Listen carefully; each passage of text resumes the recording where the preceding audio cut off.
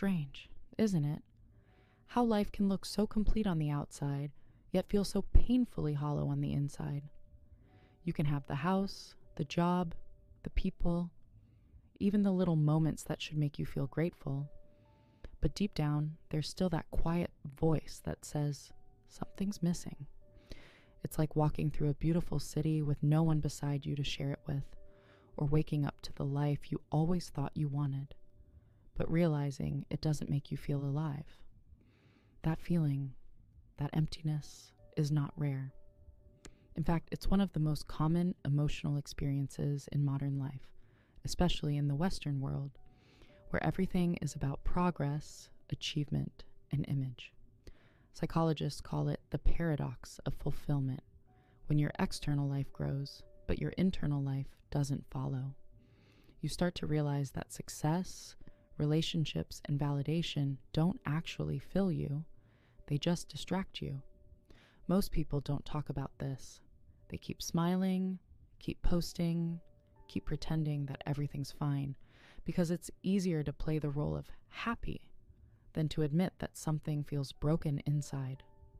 But that's where the danger begins. Because when you silence that emptiness, when you keep ignoring it, it doesn't disappear, it grows. You see, emptiness isn't always sadness. Sometimes it's numbness. It's the absence of connection between who you are and the life you're living. It's when your days are full of things, but your soul feels empty of meaning. There's a psychological concept called hedonic adaptation. It means that no matter how much we get, a better car, a new home, another achievement, our mind eventually adapts.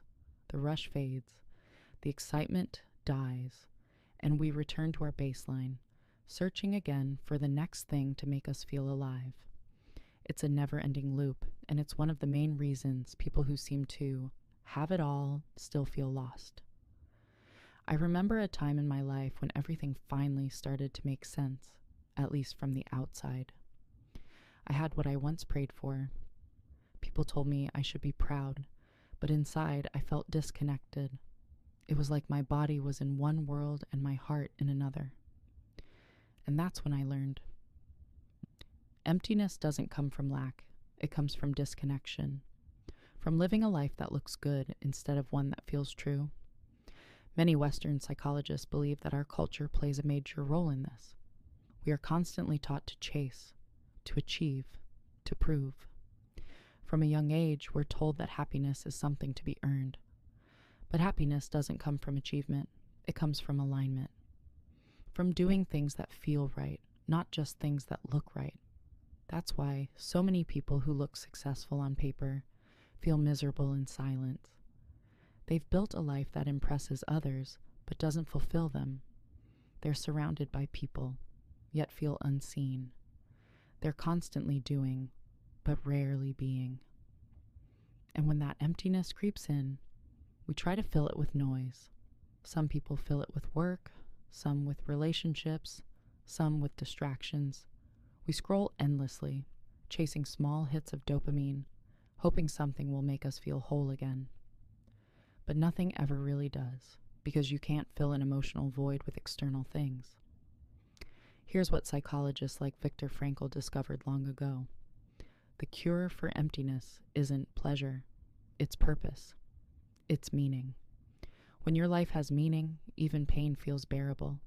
But when it doesn't, even pleasure feels empty. You start to heal the moment you stop asking, what's missing in my life? And start asking, what's missing in me? Because that's where the real work begins.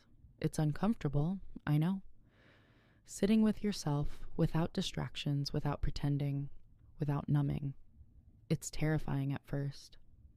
But that's how you start reconnecting with the parts of you that got lost. The parts you silenced just to fit in, to survive, to meet expectations. Sometimes emptiness is your soul's way of saying, you've been living for everything but yourself, and until you come back to who you truly are, nothing you achieve will ever feel enough. Western psychology often calls this the existential void, the space that opens up when your life lacks meaning, when you've been running on autopilot for too long. The problem is, most people try to escape it instead of exploring it. They fear that silence, that stillness, when in fact, that's where the truth lives. Think about it. When was the last time you sat alone, without music, without a screen, and just asked yourself, how do I actually feel? Most people can't even handle 5 minutes of silence because silence makes you meet yourself. But if you want to heal emptiness, that's where you start. You don't fill it, you face it. You start asking questions that hurt a little. Who am I when no one's watching? What do I truly value? What do I keep pretending not to feel? You begin to rebuild from the inside. It's not easy, and it's not quick. Healing emptiness isn't a weekend project. It's a slow rediscovery of your own meaning. You start saying no to things that drain you, even if they impress others. You start being honest about what you want, even if it disappoints someone. You start choosing presence over perfection, and somewhere along the way, you realize that your emptiness was never a flaw. It was a message, a call to come home to yourself. So if your life looks good, but feels empty, please understand. You're not broken, you're awakening. The discomfort you feel is not your enemy, it's your compass. It's guiding you back to meaning, back to truth, back to yourself. Maybe life isn't about having more. Maybe it's about feeling more. Maybe it's not about creating a life that looks perfect, but one that feels peaceful. And when you finally reach that place where peace matters more than image, that's when life starts to feel real again. You don't have to fix everything. You just have to start feeling again. Because emptiness doesn't disappear by filling it. It disappears when you start listening to it. So if you've been pretending, if you've been hiding behind smiles, or chasing success that doesn't make you feel alive, maybe this is your moment to stop, to breathe, to come back to yourself. Because sometimes the most beautiful thing you can do is nothing. Just sit quietly with your own heart and let it remind you that you're still here, still human, still capable of feeling deeply, even after being numb for so long. And maybe, just maybe, that's where fullness begins. If you and I are anything alike and you want to keep walking this path with me, then subscribe.